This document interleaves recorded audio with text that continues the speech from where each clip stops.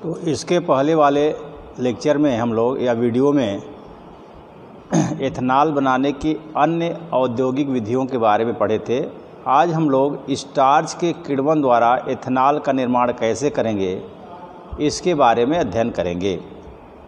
तो जब स्टार्च से एथिल अल्कोहल बनाना है या एथेनॉल बनाना है तो यह जो प्रक्रिया है वो कई चरणों में पूर्ण होती है। हम लोग जानते हैं कि स्टार्च जो है या जिसको हिंदी में मंड कहते हैं, ये हमारे भोज्य पदार्थ का एक आवश्यक तत्व है या अंग है, जो मुख्य रूप से आलू में, चावल में तथा अन्य अनाजों में भी यह पाया जाता है। तो यहाँ पर हम लोग स्टार्च से एथेनॉल या एथिल अल्कोहल कैसे बनाएंगे, हम लोग क्रम से देखेंगे कि यह प्रक्रिया जो है वो कई चरणों में पूर्ण होती है। तो पहला चरण है आपका सरकरीकरण, जिसको अंग्रेजी में सैक्रिफिकेशन कहते हैं। तो स्टार्च का शर्करा, देखिए शर्करा जो होता है, शर्करा के कई आइसोमर होते हैं। जैसे आपका सुक्रोज भी शर्करा है, माल्टोज भी शर्करा है। तो यहाँ पर जो शर्करा की बात हो रही है माल्टोज के लिए कहा जा रहा है, क्योंकि माल्टोज और शर्करा जिसको हम चीनी बोलते हैं, तो दोनों का फार्मूला एक ही होता है। शर्करा का और माल्टोज का दोनों का फार्मूला एक ही होता है। शर्करा मतलब यहाँ पर बताया गया ना, जैसे सुक्रोज को भी शर्करा कहते हैं, माल्टोज को भी शर्करा कहते हैं। तो यहाँ पर सुक्रोज नहीं माल्टोज की बात हो रही है, लेकिन दोनों का फार्मूला एक ही होता है, C12H22O11। तो अगर इस स्टार्च से हम शर्करा जब बनाते हैं, मतलब स्टार्च का शर्करा में बदलना या परिवर्तन होना सरकरीकरण कहलाता है, सैक्रिफिकेशन कहलाता है। और यह जो प्रक्रिया है, स्टार्च से जो शर्करा बनता है या माल्टोज बनता है, यह अभिक्रिया भी कई पदों में पूर्ण होती है। सबसे पहला है मैश बनाना। अब मैश क्या है, तो देखिए दिखाया गया है कि आलू के छोटे छोटे टुकड़े करके और उसे अच्छी तरह पीस कर लेते हैं, और पीस करके उसको हम भाप के द्वारा उच्च दाब पर गर्म करते हैं। तो ऐसा जब करते हैं, आलू को पीस करके और उच्च दाब पर जब भाप द्वारा हम उसे गर्म करते हैं, तो उसकी जो कोशिकाएं हैं, उसकी कोशिकाएं जो है फट जाती हैं और उसमें से स्टार्च जो है सफ़ेद पदार्थ के रूप में वो बाहर निकलता है। तो वो जो स्टार्च निकलता है वो पानी के साथ मिल करके एक लेई जैसा पदार्थ बनाता है, उसी को हम मैश कहते हैं। मतलब इस मैश में क्या होगा, प्रचुर मात्रा में स्टार्च होगा। तो सबसे पहले हम मैश बनाएंगे, और मैश जब बन जाएगा तब दूसरा स्टेप होगा माल्ट निष्कर्ष बनाना। माल्ट क्या होता है, देखिए जौ जो होता है, जैसे गेहूं जौ, तो जौ जो होता है उसमें डायस्टेज नामक एंजाइम पाया जाता है। अब उस जौ को पहले हम भिगो करके अंधेरे कमरे में रख देते हैं, जहां पर टेम्परेचर लगभग 15 डिग्री सेल्सियस होता है या 288 केल्विन होता है। उस कमरे का ताप मतलब इतना लगभग होना चाहिए।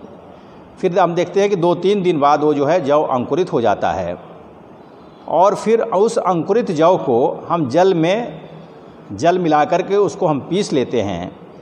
जैसे मिक्सी मशीन में हम लोग चटनी बनाते हैं या मसाला पीसते हैं, तो उसी प्रकार से जौ में थोड़ा सा जल मिला करके उसको हम मिक्सी मशीन से या किसी चीज़ से हम पूरा पीस लेते हैं, और पीस करके उसको हम छान लेते हैं। तो छानने के बाद जो नीचे आता है, छन करके जो नीचे जाता है, उसको हम कहते हैं छनित, या उसको कहते हैं निस्यंद कहते हैं, या उसे छनित कहते हैं। उसी छनित द्रव को जो छन करके नीचे जाएगा, उसी को हम कहते हैं माल्ट निष्कर्ष। इस माल्ट निष्कर्ष में डायस्टेज नामक एंजाइम जो है वो प्रचुर मात्रा में पाया जाता है। तीसरा स्टेप है अब जल अपघटन।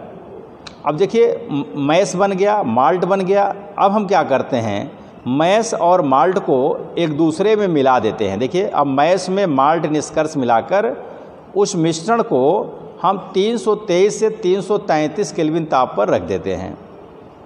तो जब ऐसा करते हैं तो जो माल्ट में उपस्थित आपका डायस्टेज नामक एंजाइम है, वह स्टार्च को माल्टोज में अपघटित कर देता है या बदल देता है। मतलब यहाँ पर डायस्टेज नामक एंजाइम जो उत्प्रेरक का कार्य करता है वह स्टार्च को माल्टोज में बदलने का कार्य करता है, और जो माल्टोज का विलयन हमें प्राप्त होता है उसको हम वोल्ट के नाम से भी जानते हैं। तो देखिए रिएक्शन लिखा गया है C6H10O5 टाइम्स N। ये देखिए स्टार्च का फार्मूला है, ये आपका स्टार्च है। देखिए यह किसी प्रकार का स्टार्च क्या है, एक प्रकार का पॉलीसेकेराइड है।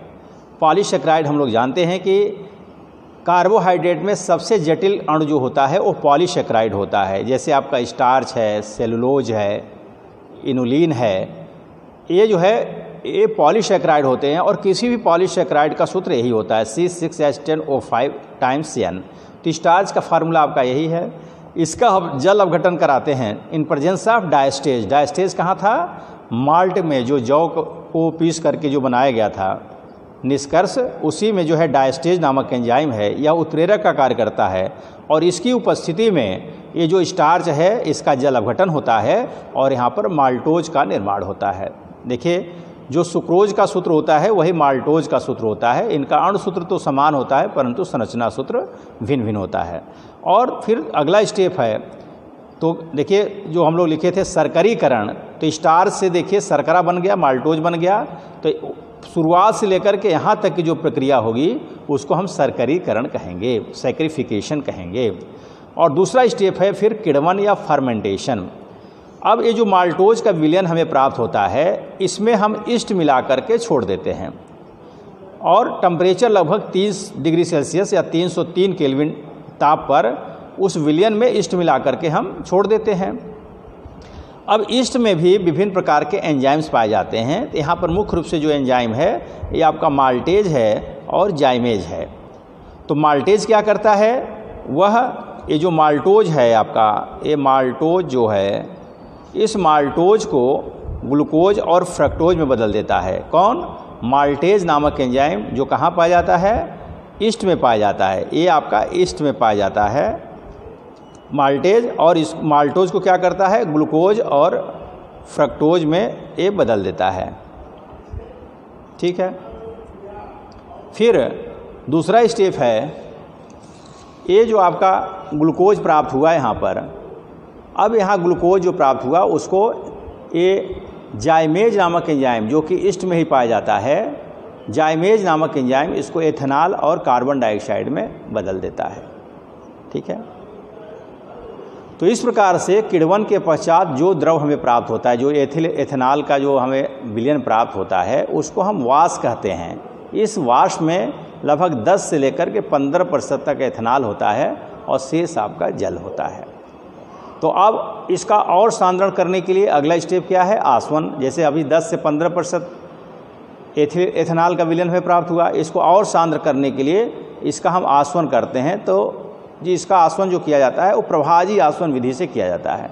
तो प्रभाजी आसवन जब किया जाता है किसका, वाष्प का, तो हमें लगभग 95.5% शुद्ध एथेनॉल प्राप्त होता है। ठीक है। तो ये तो कहानी थी कि स्टार्च से हमें एथेनॉल हम कैसे प्राप्त करेंगे, ये आसवन तक ये प्रक्रिया थी।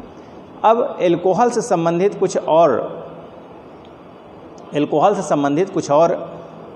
कुछ कह सकते हैं टॉपिक हैं या छोटे छोटे जो परिभाषाएं हैं उसको थोड़ा सा हम लोग ध्यान से देखेंगे। देखिए कभी कभी पूछता है परिशुद्ध एल्कोहल क्या है, एब्सोल्यूट एल्कोहल। तो देखिए नाम से ही है परिशुद्ध, परिशुद्ध मतलब एकदम शुद्ध, अति शुद्ध।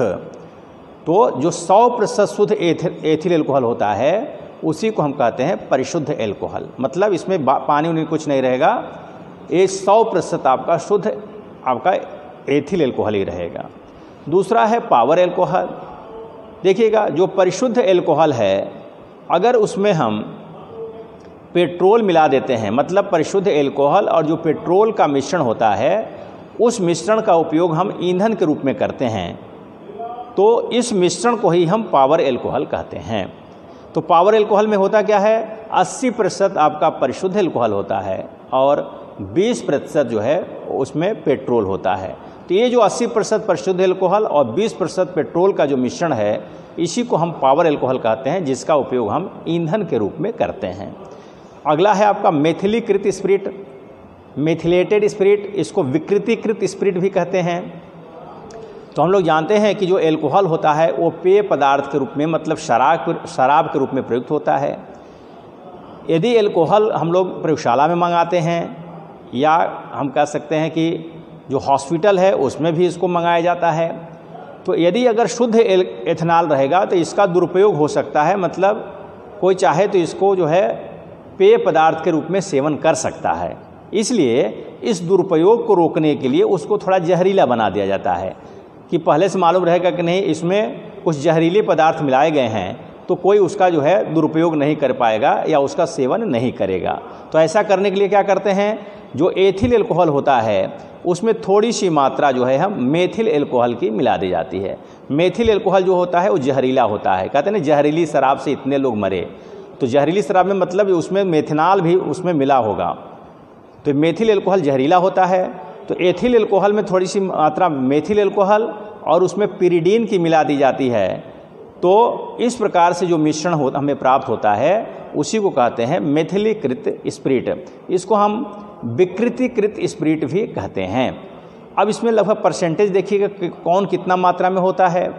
तो मेथिलीकृत स्पिरिट में लगभग 80 से 90% जो है वो परिशोधित स्पिरिट होता है, परिशुद्ध मतलब स्पिरिट या परिशुद्ध एल्कोहल। 10 से लेकर के 15% तक मेथनॉल होता है और 1% लगभग उसमें पिरिडीन होता है। तो ये जो मिश्रण है जो बताया गया, ये जो मिश्रण है इसी को हम कहते हैं मेथिलीकृत स्पिरिट या विकृतीकृत स्पिरिट। अगर इसका कोई उपयोग अगर करेगा पेय पदार्थ के रूप में तो उसकी मृत्यु भी हो सकती है। ठीक है, तो इस प्रकार से हम लोग आज स्टार से एथेनॉल कैसे बनाया जाता है और कुछ एल्कोहल से संबंधित कुछ शब्दावलियाँ थीं उनके बारे में हम लोग अध्ययन किए हैं। वीडियो को ध्यानपूर्वक देख करके और नोट्स बनाएंगे। Thank you.